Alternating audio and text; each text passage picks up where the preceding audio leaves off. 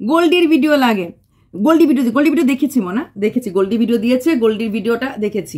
আচ্ছা, এইবার গোল্ডির ভিডিওতে বললো ওর আজকে অ্যাকচুয়ালি গোল্ডির ভিডিও দেওয়ার ইচ্ছে ছিল না, লাস্টের দিকে ভাবলো যে মার্কেটটা ধরতে লাগবে, কারণ ফোকলা মার্কেটে বেরিয়ে গেছে, আমরা সবাই ফোকলা কিনে বেরিয়ে পড়েছি।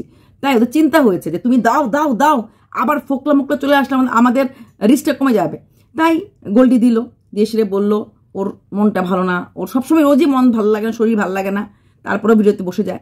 আচ্ছা, ভিডিও দিতে গেল, কন্টেন্ট তো বানায়নি, আর ওই স্ক্রিপ্টের পরে একটু থেমে গেছে, আবার বানাচ্ছে, কারণ স্ক্রিপ্ট বানালে তো হবে না, স্ক্রিপ্ট বানানোর পর রিহার্সাল করতে লাগে না 1-2 দিন, তারপর তো ভিডিওটা করে।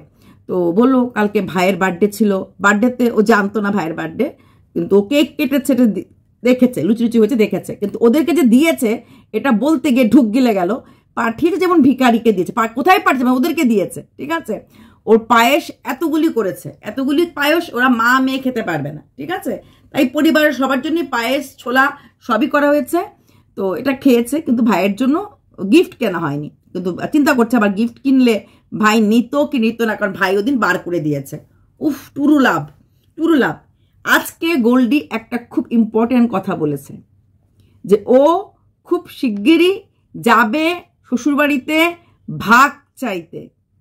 ভুলে যেও না ভিউয়ার্সরা, শেষ কিন্তু চৈত্র মাস শেষ, চৈত্র মাসে আমরা এক বাড়িতে যাই না, চৈত্র মাস শেষ, বৈশাখ মাস শুরু হয়ে গেছে, তাহলে যাওয়াই যায়। তো ওয়েট করো, আমিও ওয়েট করব। আমার কেন জানি মনে হচ্ছে আজকে বুধবার, হয়তো রোববারে বা সোমবারে আমরা দেখব যে ও গেছে ওর বরের কাছে ডিভোর্স চাইতে বা ভাগ নিতে। কোথায় যেন মনে হচ্ছে, বলছে না যাবো তোমাদেরকে ক্যামেরা করে দেখাবো। আমার কেন জানি মনে হচ্ছে রোববার বা সোমবার। এখন আমি এই ভিডিওটা করেছি, ডেটটা ঠিক থাকলে পিছিয়ে যাবে। আমার মনে হচ্ছে এই ব্যাপারটার মানে এই কন্ট্রোভার্সিটার পর্দা ফেলে দেওয়ার সময় চলে এসেছে। হয়তো রোববার বা সোমবারে দেখবো এই গোল্ডি পাগলি শ্বশুরবাড়ি চলে গেছে। চৈত্র মাসে আমি আগেও বলেছি, আমি আগেও 2023-এও দেখেছি ও থাকে না, ও চলে আসে, মানে কারো বাড়ি থাকে। ওইবার ছিল বোনের বাড়িতে, দিদির বাড়িতে, এবার হলো এখানে। কে জানে চৈত্র মাসে তো কোনো কাজকর্ম থাকে না, ওদের বোধহয় এইভাবেই চলে, মানে বাইরেই বোধহয় থাকে ও।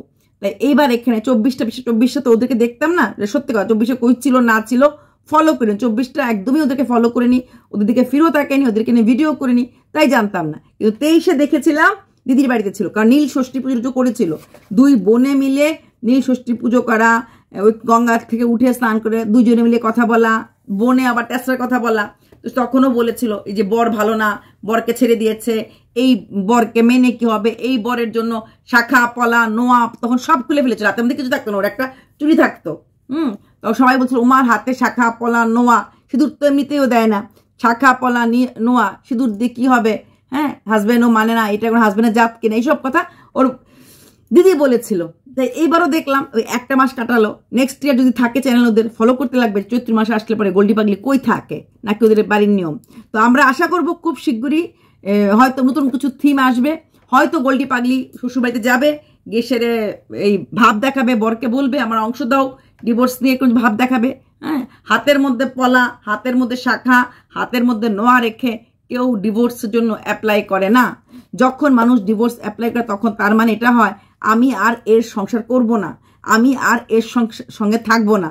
যখন আমি এর সঙ্গে থাকবো না, যখন আমি এর সংসার করব না, তখন তার মঙ্গলার্থে, স্বামীর মঙ্গলার্থে আমি তার স্ত্রী, আমি কারোর স্ত্রী হিসাবে আমি তাহলে সমাজের কাছে কেন পরিচিত হব? তাহলে কেন আমি সেই শাখা পলা নোয়া পরে ঘুরবো?